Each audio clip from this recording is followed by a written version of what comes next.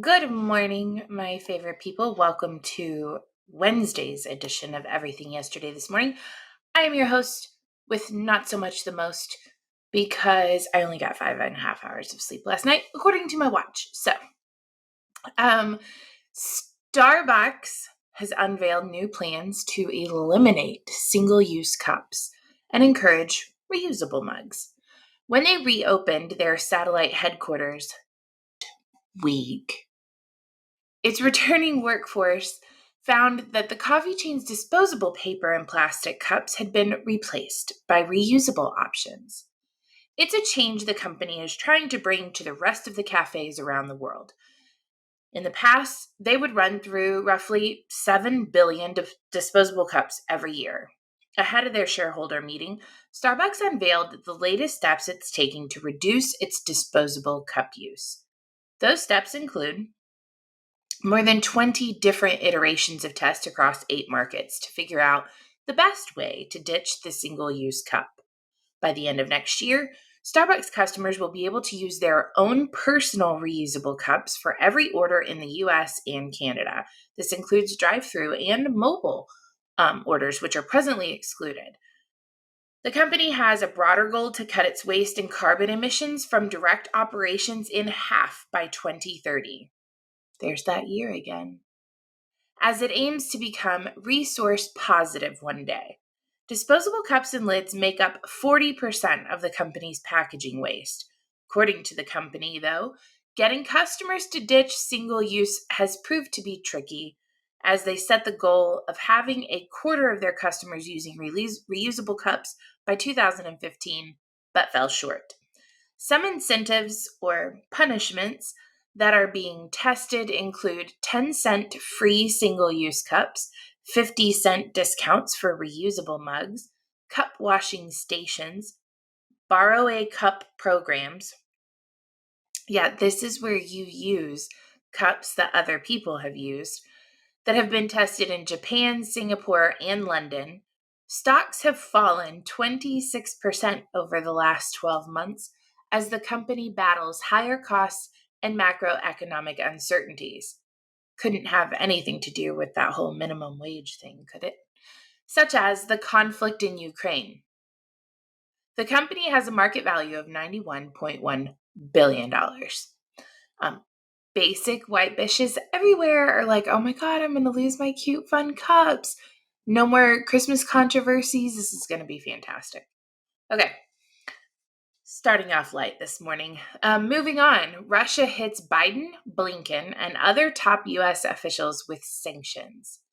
The Russian Foreign Ministry announced yesterday it's imposing sanctions on more than a dozen Americans, including Joe Biden, Antony Blinken, Lloyd Austin, Hunter Biden, Mark Milley, who's the chairman of Joint Chiefs of Staff, Jake Sullivan, the National Security Advisor, Bill Burns, the director of the CIA, Jen Psaki, we all know who she is, Dalip Singh, the Deputy National Secretary Advisor, Samantha Power, the USAID Director, Hillary Clinton, a random nobody, Adewale Adeyemo, Deputy Treasury Secretary, and Rita Jo Lewis, who is an Export-Import Bank chairman.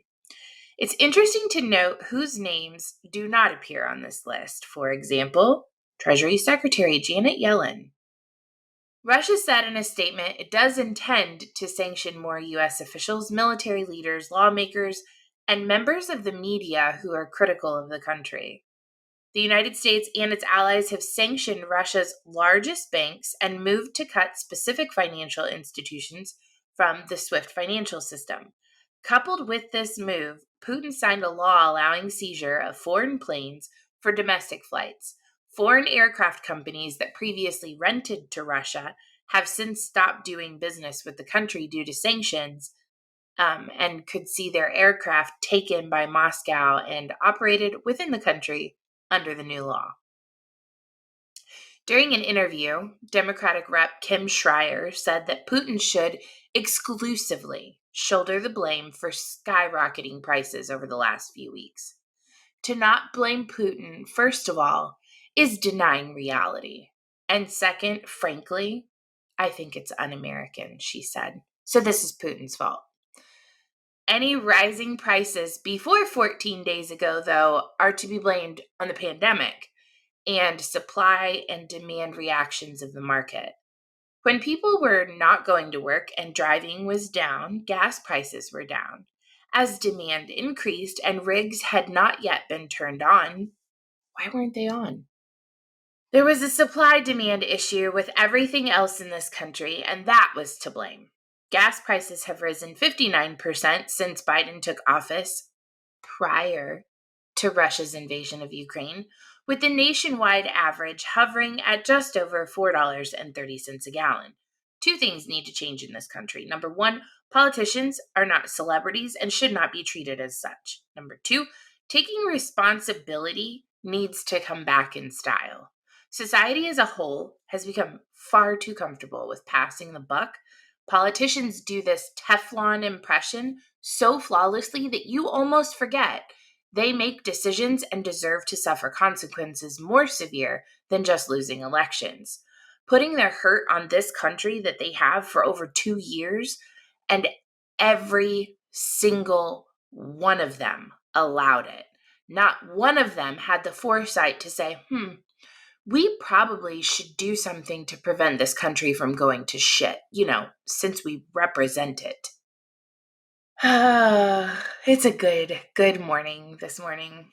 The Department of Defense released a fact sheet on Friday detailing a program it has funded from 2005 to present day in Ukraine, which gives money to biological laboratories.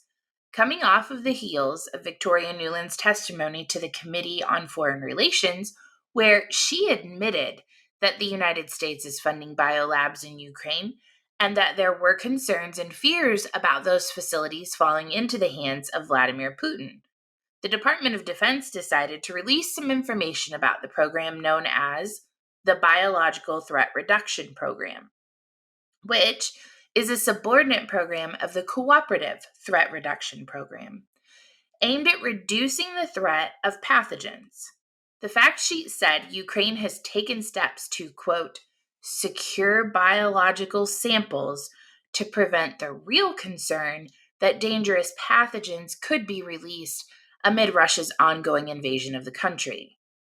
The Biological Threat Reduction Program has invested approximately $200 million in Ukraine since 2005 and has worked to reduce the risk posed by former Soviet Union illegal biological weapons program, which left Soviet successor states with unsecured biological materials after the fall of the USSR. Was the United States funding gain-of-function viral research at the Wuhan Institute of Virology that ended up being a bioweapon that's still waging war against the entire geriatric and immunocompromised global population illegal? Asking for a few friends. The Department of Defense program has worked with the government of Ukraine to dispose of biological weapons materials left behind. The fact sheet also disclosed that Russia already, quote, illegally took possession of 2 Ukrainian-owned laboratories that BTRP supported in 2014. But I thought it was since 2015. Last week, Chinese Ministry of Foreign Affairs spokesperson Li Jianzhao also claimed the United States has 26 biolabs and other related facilities in Ukraine, over which the United States Department of Defense has absolute control. The narrative that has been used to debunk many of these claims and stories about the use of biolabs has said that these labs were established to decommission Soviet-era bioweapons. It's been 30 years since the fall of the Soviet Union. How many facilities are there? How many bioweapons were left behind? How long does it take to decommission or destroy them? Are we really to believe the same government that lied to us about the origin of the latest bio disaster is now telling the truth? Just asking questions here. Saudi Arabia is reportedly considering accepting Yuan instead of the dollar for oil sales. Saudi and Chinese officials are in talks to price some of the Gulf nations' oil sales in Yuan instead of dollars or euros. The two nations have intermittently discussed the matter for years, but talks have reportedly stepped up in 2022, with Riyadh disgruntled over the United States' nuclear negotiations with Iran and its lack of backing for their Yemen operations. Nearly 80% of global oil sales are priced in dollars, and since the mid 70s, Saudis have exclusively used the dollar for oil trading as part of a security agreement with the United States government. I've mentioned on previous episodes that tensions have mounted recently as Crown Prince Mohammed bin Salman has expressed his disinterest in working with the Biden administration, including ignoring recent calls to assist with the situation in Ukraine. Meanwhile, China's economic relationship to Saudi Arabia has grown closer, with the kingdom providing 1.76 million barrels of oil a day to the country in 2021. This is a situation to keep your eyes on. So just so you guys know, just a little fun fact about me. I'm obsessed with pyramids. I have had the pleasure and opportunity to visit Egypt and see them in person and firsthand. And so anytime I see like a news article or something like that, I get really excited about it. Particularly, I would love to see them find Nefertiti's tomb because that's something that's never been found. Anyway, a new cosmic ray scan of the Great Pyramid of Giza could reveal hidden burial chamber.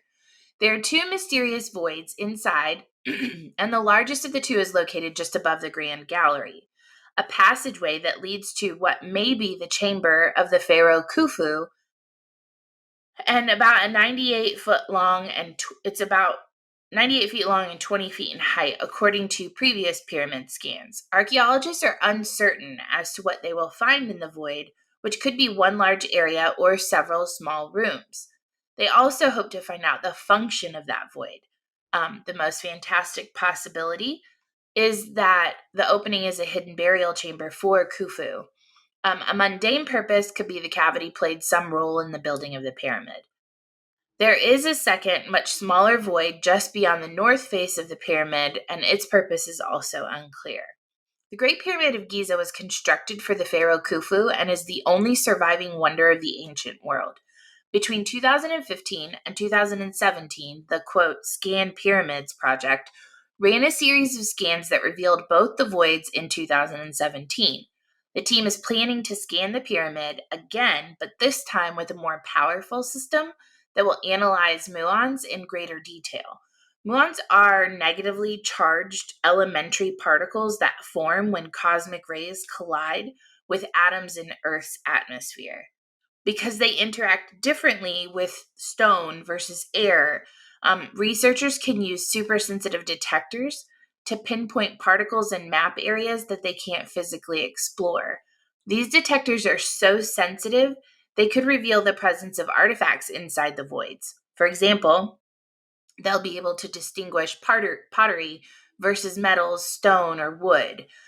Once the telescopes are deployed, they need approximately a year of viewing time to expect to have preliminary results, and then it'll take 2 to 3 years of viewing to collect enough data to reach full sensitivity for the study. So could you imagine like the idea that there's a ray that can look through something and based on the type of particulates it can tell you what it is through it's really cool to watch science kind of transform as years go on.